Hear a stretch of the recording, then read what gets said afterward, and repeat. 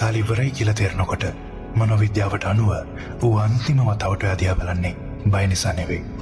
උට උණුනේ වගේ මौन මතක තියාගන්න විතරයි. මොකද ඔයා තමයි උගේ මුළු ලෝකෙම උන්නේ. මනෝවිද්‍යාව කියනවා මිනිස්සු වගේ බල්ලෝ මරණයට බය නැහැ. එයාලා අනේ මම මැරෙනවා කියලා හිතන්නේ නැහැ.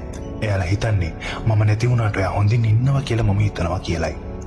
උගේ හදවත ගෑන වේගය අඩු වෙනකොට ඌ එයා දිහා බලාගෙන ඉන්නේ සිනහවක්. ඔබ ආරක්ෂිතයි කියලා පෙන්නන යම්කිසි ලකුණක් බලාපොරොත්තු වෙන. මොකද උගේ රාජකාරිය උනේ හැමදාම ජීවත් වෙන එක නෙවෙයි. උගේ වැඩේ උනේ ඔයාට ආදරය කරන එක සහ ඔයා ඌ නැතුව හොඳින් ඉඳීවි කියලා සාතික කරගන්න එකයි. දිවෙලියට දාගෙන කෙල්ල පෙරපුවෙත් එත කට දැන් පොඩ වැහෙනකොට හුස්ම සැහැල් වෙනකොට ඒක යට වේදනාවක් නෙමෙයි. ඒක යට සැනසීමක්. උගේ මොළය ඔක්සිටෝසින් වලින් පිරීලා යනවා.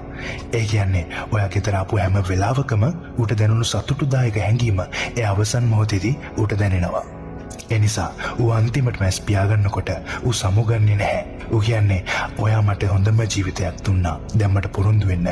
ඔයා ඒ ජීවිතය දිගටම ගත කරනවා කියලා. මනෝවිද්‍යාවට අනුව බල්ලෝ කවදාවත් ඇත්තටම අපෙන් යන්නේ නැහැ. උගේ සුවඳ, උගේ උණුහුම, උගේ රිද්මය සදාටම ඔයාගේ මොළය තුල රැඳිලා තියෙනවා.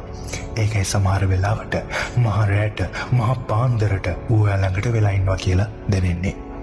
මොකද ඔයාගේ හදවතට අත්හරින්න බැරි දේ ඔයාගේ මනසට මතක නිසා.